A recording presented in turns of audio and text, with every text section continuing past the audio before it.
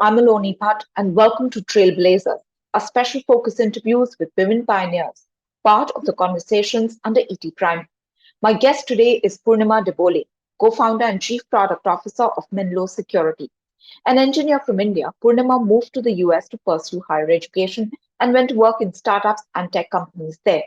In 2013, she co-founded Menlo Security, which is a cybersecurity firm with innovative products that enables organizations to outsmart cyber threats.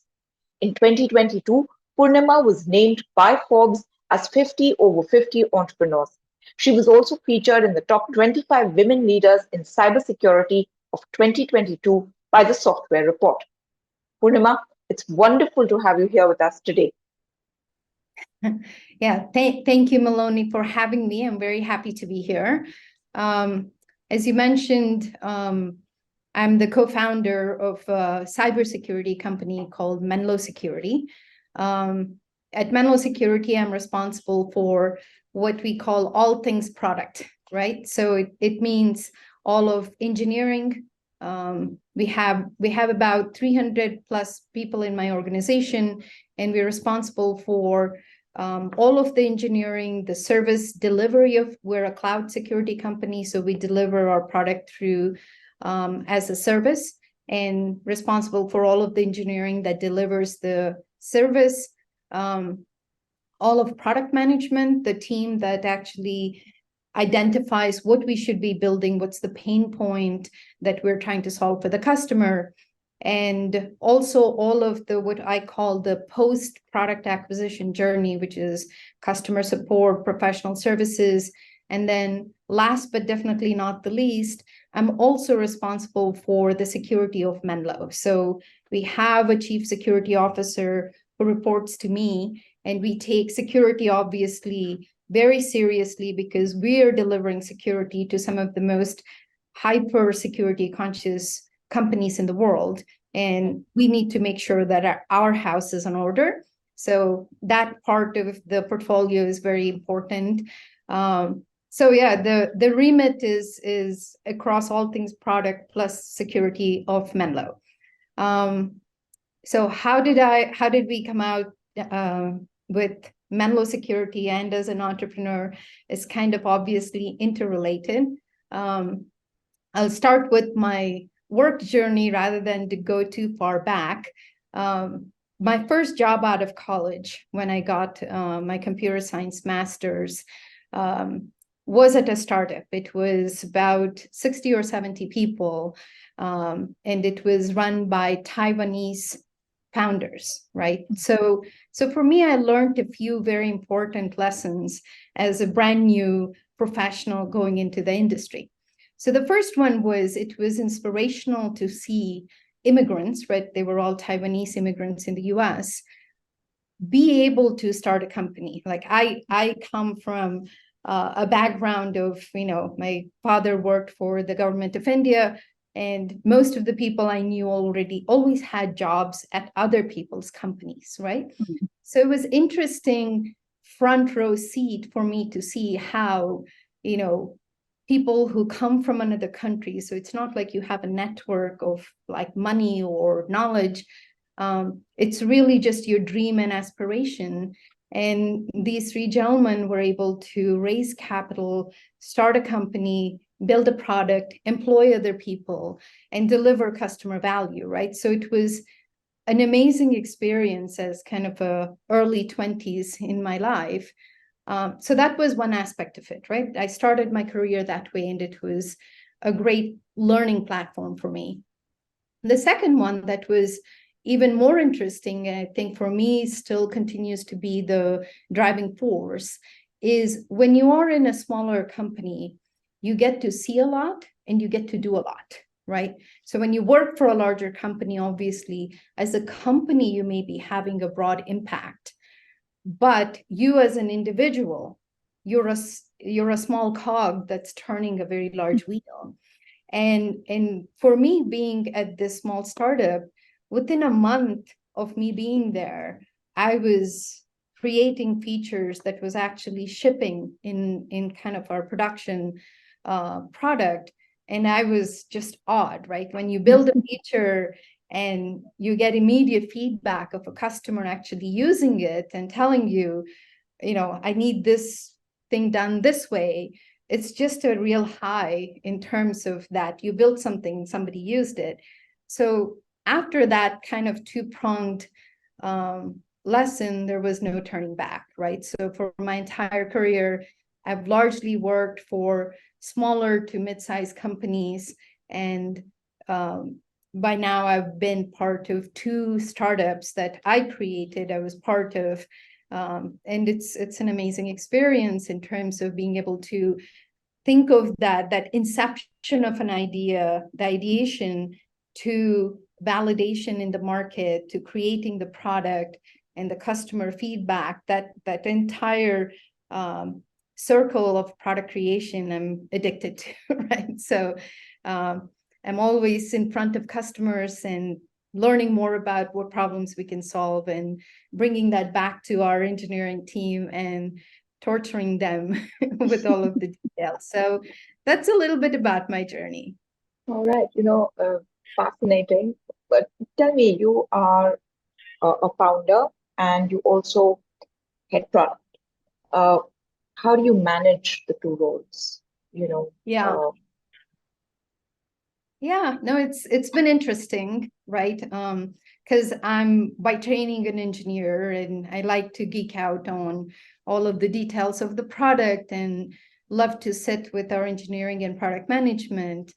But over the last 10 years, right? Menlo Security was founded in 2013.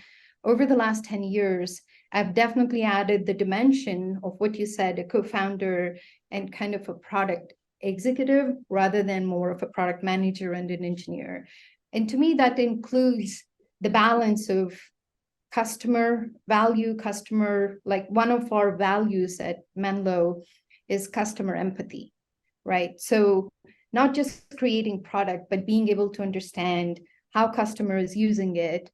And most importantly, when the product is not working or when there's a problem, how are you alongside your customer in making sure that they continue to succeed with our product? That was a dimension that is very important as a co-founder and kind of a company executive rather than somebody who's more of an engineer and a product manager. The second aspect of it, which definitely is a big learning, is as an engineer and as a product manager, you're not as impacted or influenced by all of these financial aspects of a business, right? Be it when you're, running out of money and you need to worry about, how are you going to make sure everything is moving forward? Or on the other hand, when you're having a very, very successful quarter, how do you plan for that down quarter? Like you said, we raised, I think I mentioned, but to reiterate, we raised about $260 million in venture funding. So you have a big responsibility to your board in terms of the stewardship of not just the company, but also the money that you have raised, right? So these people believed in your idea and they're funding your company. So those aspects of like being a co-founder and being part of that journey has been, Menlo is the second time, but more kind of as a co-founder the first time. And it's been a great learning journey. So the balance of those two is probably the biggest growth area I've had for myself in Menlo, right? It's been very good, very interesting journey so far. Hope that gives you an idea. It does. Thank you very much for your response. You said that you were inspired by these Taiwanese immigrants who had come in and, built something from scratch. And, I can see your face light up. I mean, obviously that is still very, very inspiring to you to be able to see, something, an idea of yours come to, final fruition and then actually be adopted and getting feedback on all of it and, you leading it. So obviously for you, it was a whole process and a journey. What were some of the challenges that you faced? First, maybe as an immigrant. Second, perhaps as a woman. Yeah. Okay. So It's a very interesting questions and a lot of thoughts crowding into my brain as you ask that question. I have a daughter, right? She's in college right now. And as an immigrant, early on in that first job, I don't think I was even cognizant of, I wasn't aware enough to even pay attention to the challenges. I was alone in the US, right? All by myself. I had to fund myself. I had enough kind of personal and professional challenges that I was really so completely involved in solving and moving forward that I would say up until maybe 5 years later, I was really not even paying attention. I was just really, doing my stuff to go from day to day. I think the first few times when I realized that kind of, be it kind of an immigrant challenge or a woman challenge, was when I started moving into more senior roles, right? There's definitely, like, it's not hidden. It's in your face. It's in your experience often enough that you're not going to ignore it, right? So as an immigrant, I think the entry point is usually the hardest, right? So when you are, non-immigrant, let's say, your access to venture capital, your access to executives, your ability to tap into a network that advises you, guides you, all of that, is much easier to access, right? You've been there, you've probably had the experience of building it for many years. As an immigrant, it's a clean slate and you don't know anybody in a country. You have to build all of that yourself.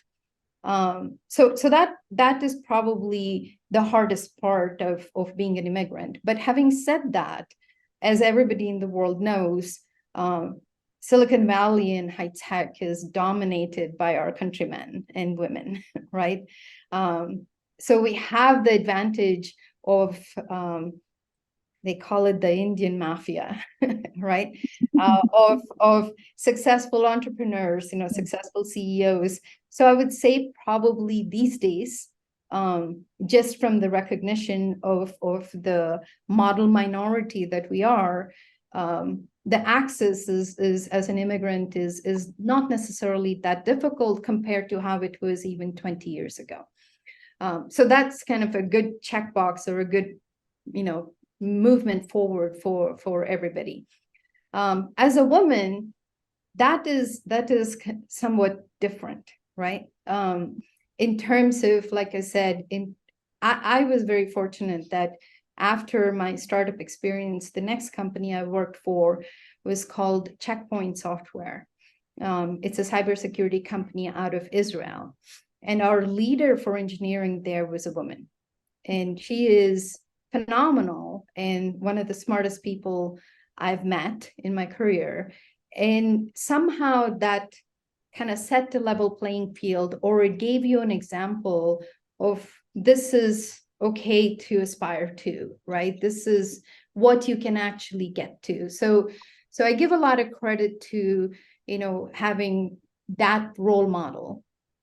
And then from a woman perspective, I always tell people that it's not just the women role model, but it's the men who are your allies, right? Like I give a lot of credit to my husband, who is extremely, is and was extremely supportive of my ambition to continue to invest in my career after I had two kids.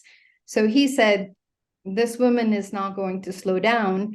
Let me take a break and watch, nurture the kids. So when I look around, be it my current boss, who I've worked for 23 years now, or my husband, it's really those kind of men who are in positions either of power or ability to support you. Those allies are equally important, if not more important, in supporting the women's ability to progress and pursue their ambitions, right? So my challenges are probably no different than what all women face through what is an extremely male-dominated industry, right? High tech is largely male-dominated. And as you mentioned, 99% of the time in any of the meetings, I'm probably the only woman in a meeting. We went to meet with the CEO of JP Morgan Chase, Jamie Dimon, and same story, right? Like, I'm the only woman in the room. Any of my customer meetings, when we're meeting CISOs, or the US government is a big customer for us, it's always dominated by men. But I do believe that women have to have the confidence that you're at the right table to participate and break those barriers, right? Like, you can't be stepping back or allow any kind of lack of confidence to creep in. You earned your right to be there, and you have to propagate that and hope that the next time there's more women, and that continues to change. But I always am very specific to talk about any challenges women are facing. It's our job to kind of continue to chip away at it, but it's also all of the men who are looking around the table and don't see women representation to recognize that we need to change that. And that really I think is probably equally important as women trying to knock on those doors, right? Do you see that happen, though, Poornima? Now, more than maybe, when you started off, maybe not. I don't know whether that's changed at all in 20 years. I'd like to believe that it has. It has. It has. And like I said, there is this really good story. I don't know if you heard about Tina Fey, who's a comedian. And she tells this story, which I think is real representative of the change that needs to happen. She was the first woman Saturday Night Live writer who was recruited into that. And when she went into the writer's room, she would write kind of a women-oriented joke, right? It may be about menopause or some very women-oriented joke. And when she would talk about it, it was this male writer's room, nobody understood the joke. So nobody laughed at it, and so it wasn't included in the script. Many years later, like Amy Poehler, who's the other woman writer, joined. And when she would then tell a joke, Amy got it, right? And when she laughed, it kind of piqued the curiosity of all of the rest of the men in the room to say, hey, I need to pay attention. And I always tell that story of like a woman's perspective may not land if you're the only woman in the room.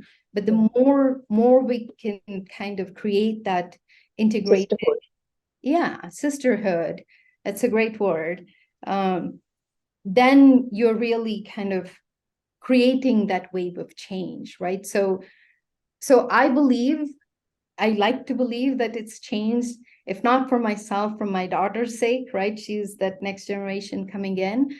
But I also see that this next generation not ask for permission, right? I mean, she is like, it's joyful for me to see, like, we're a very, for no particular, planning, we have a lot of boys, like my husband, my brother-in-law, my son, like, and it's very joyous to me to see that she doesn't back down from an argument, right? Like, I like to believe she saw a little bit of a role model in me, but it's still, they're definitely far more willing to not ask for permission, not ask for forgiveness. They understand their position at the table. And I think so those are, for me, proof points that it is changing. It's not changing fast enough, right? But it's changing for sure.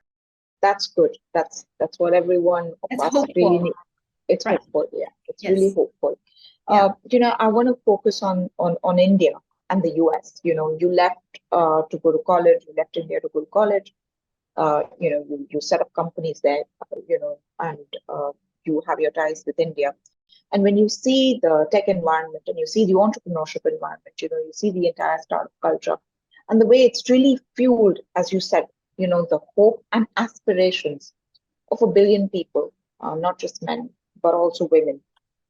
Uh, you know, uh, how do you see the change? Uh, what would you say, how do you see India poised when it comes to entrepreneurship, when it comes to women in tech? Yeah, that's a great question. So I actually have kind of a two-pronged perspective there, right? I come from, as I talked about my daughter, I come from a family of very strong women. Um, Everybody is educated. My mom got her master's degree at 20 years old and she thought it was normal, right? I was like, she went to school and just kind of kept going for it, right? I have a couple of aunts in the STEM field, right? And it was the same thing. Like one of my aunts was told, you can't go to engineering school, but she didn't kind of beat her down. She got like a degree in statistics and kind of continued to pursue her passion. But I have to give credit to one of my aunts who's got a master's degree in physics. And to me, this was a seminal moment in my life where I recognized that, women can actually do anything, or women can participate in STEM. She has a master's degree in physics, and this is like what, 35, 40 years ago. She worked for the aeronautical laboratories here in Bangalore. And she took me to work one day. I have no idea how that came about. Maybe I didn't have a babysitter or I was sick or whatever it was, but she took me to work one day. And out of this ocean of men, there were two women who would go test these material in the wind tunnels that were tested, that were used in making airplanes, right? And it was amazing to me because I had never seen that view of women, right? Like I've seen women being teachers or being, housewives and moms and even nurses and doctors, but I'd never seen somebody in the middle of science like that. And it was inspirational. I mean, I still remember being so impressed that she had her own desk and had a phone, right? And to me, that was an indication of importance, right? Because I'd seen my dad have it, and now I saw my aunt have it. So I believe that India, in terms of women education, focus on education, just all of that, we have such a huge leg up, right? We have probably a very big section of women educated, participating, like you said, in the professional environment. So I think India has an advantage compared to the rest of the world when it comes to women in tech and women with STEM education. The entrepreneurship is a little bit different, right? The entrepreneurship part of it is really hard for women. Even in places like Silicon Valley, which kind of boasts of this amazing entrepreneurship culture, it's very difficult for women-led, women-started businesses to get funded, right? It's just some natural camaraderie and collaboration that exists in kind of the male network that is really difficult to break into. So I think one of the things that I have kind of observed, and I hope India can actually get there faster than others. You talked about sisterhood. There are venture capital firms in the US that is formed by women, run by women, prioritize business plans by women. Now, it does feel like the pendulum is a little bit too far at that point, right? But I do believe that the pendulum has to swing a little bit to the other side and create that platform that we see that is benefiting others. And then maybe in the next generation, it'll be more of a level playing field, right? So entrepreneurship and getting that audience where the capital is not that easy for women. And I think we do need to kind of think of that models that I just described to make sure that you create that platform, and from that platform, you get a jump start to be able to get there faster, right? What are your plans for Menlo in India? Yeah, it's a great question. So we're here this week, and I was telling this story to my team yesterday that our venture capital partner, when we were looking around for kind of a new center of excellence or a new place, urged us to look across the world, right? They said, here are 5 locations. Here is South America, here is Eastern Europe, here is Southern Europe, and different parts of Asia, and provided us information and kind of statistics around all of those areas, including India. We looked at Pune, we looked at Bangalore. And when we looked at all of those statistics, it was very evident for us that, we chose to be in Bangalore, right? Like in terms of the world is your oyster kind of phrase to be used here, we chose to be in Bangalore because just amazing enterprise software talent here, right? So for all of the large companies that have been here for 20 years or so, they've created this amazing managerial leadership layer that we were able to tap into. And then just incredible talent, right? Like they're, second to none in the world in terms of their, awareness of networks or awareness of technology, their drive and aspiration to deliver world-class products. It's just been a joy. It's been a great experience, right? So we decided to come to Bangalore in 2021 through a partnership. It was like we still were not sure. So we're like, okay, we will come in through a partnership. And then as of late last year to this year, we have then kind of really made Menlo the company that is hiring all of the engineers. Today, we are at about 60 people in Bangalore. And the second aspect of plans for India is we're not doing like, the product is built in the US and, some aspects of it is in India. We're building a fully functioning, independent, autonomous product organization, right? So this team is building the product from inception, and something to be very proud of. We shipped our first product within 10 months of creating the team. So that kind of gives you a sense for how good the team is. And it's fully multifunctional, right? So we're doing security research in Bangalore. We're doing all of our CS and professional services that supports a global team from Bangalore. And of course, all of our IT services, state-of-the-art servers and networking and everything here. So it's a fully autonomous product organization. It's not an offshoot, or it's not an augmentation of our efforts in the US. So we started with that goal in mind from day one, and very happy to say that we're here today. And then over the next few years, we plan to grow this specific center with hundreds of product people, but also we're now starting to expand into sales and go to market out of this office here. So even though I'm from India, I did not work in India. So for me, this is a very proud moment to not only be working here, but working as part of my own company. So you caught me at like one of the happiest week of my life.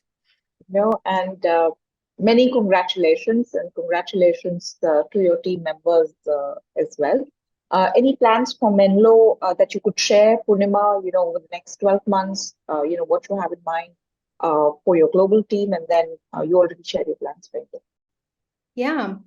Look, Menlo is doing something different, right? Like compared to when we look at kind of the cybersecurity product portfolio, we started the company with a very different vision, and 6-7 years later, very proud that it has been realized with some of the most security conscious companies in the world, like the largest financials, the largest governments across the world, and specifically in the US. So that has been a great journey. But as with anything with cybersecurity, it never stands still, right? So over the last couple of years, through the pandemic and the work from home hybrid perspective, we've seen a change in how the trends of threats are emerging, right? So now we call this evasive and adaptive threats, right? So they know what is in the enterprise security stack, and they're specifically architecting how to circumvent those. So Menlo is in a unique place where we can address those. And as of like last year to this year, we're really kind of taking a very forward-leaning position in educating the market about these heat attacks. They're like highly evasive adaptive threats. So we feel like it's almost our responsibility to educate the market, evangelize what's happening. And then, of course, on the heels of that, being able to sell our product and continue to succeed on our revenue path, and continue to watch how we grow the company towards either a liquidity moment, or we continue to build value for our customers. Those are kind of the main goals that we keep in our mind all the time, right? Like our first and foremost kind of mission statement is to ensure that we're delivering the security value to our customer. And on the kind of success of that, we believe Menlo has some great potential outcomes here in the next few years. All right, Poornima, it's been a real pleasure. Thank you so very much. We wish you and your company the very best. Thank you for giving us your time, taking us through your journey, and illustrating it with such wonderful insights from your own life. Thank you so very much for sharing with us. No, I appreciate the opportunity, and look forward to talking to you again when I'm in Bangalore next, or India next. We look forward to speaking with you again very, very soon. Thank you so much. Okay, thank you. Take care. Bye now. Take care. You too.